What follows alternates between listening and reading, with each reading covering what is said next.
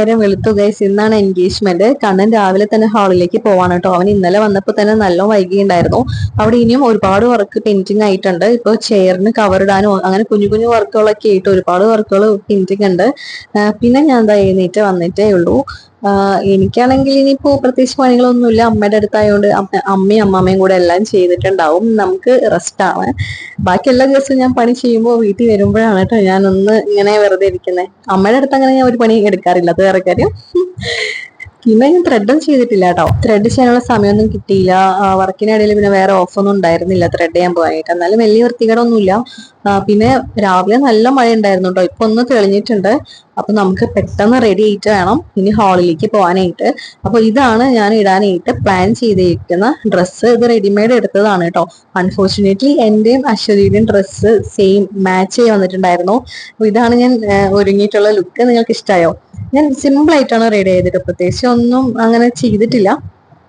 Normal ചെയ്യുന്ന basic ആയിട്ടുള്ള കാര്യങ്ങൾ മാത്രമേ ഉള്ളൂ. അതുകൊണ്ട് ഒരു വൃത്തി ഉണ്ടായിരുന്നു കാണാനായിട്ട്. പിന്നെ ഇതാ അശ്വതി റെഡിയായി വന്നിട്ടുണ്ട്. മേക്കപ്പ് ഒക്കെ കഴിഞ്ഞു.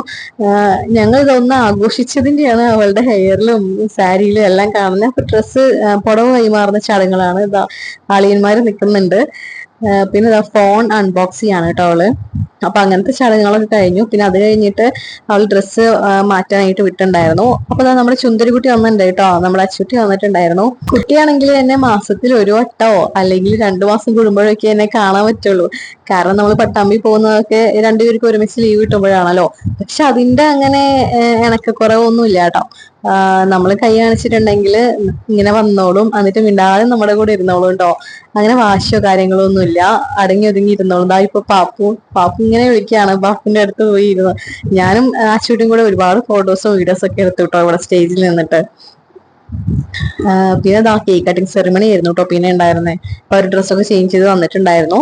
അങ്ങനെ ഈ ഒരു ആഘോഷം നല്ല ഭംഗിയായിട്ട് എൻഗേജ്മെന്റ് കംപ്ലീറ്റ് ആയി തന്നെ വേണം പറയാനായിട്ട്. പിന്നെ ഒരു 2 years കഴിഞ്ഞിട്ടുണ്ടെങ്കിലാണ് മാരേജ് പ്ലാൻ ചെയ്തേക്കുന്നത്.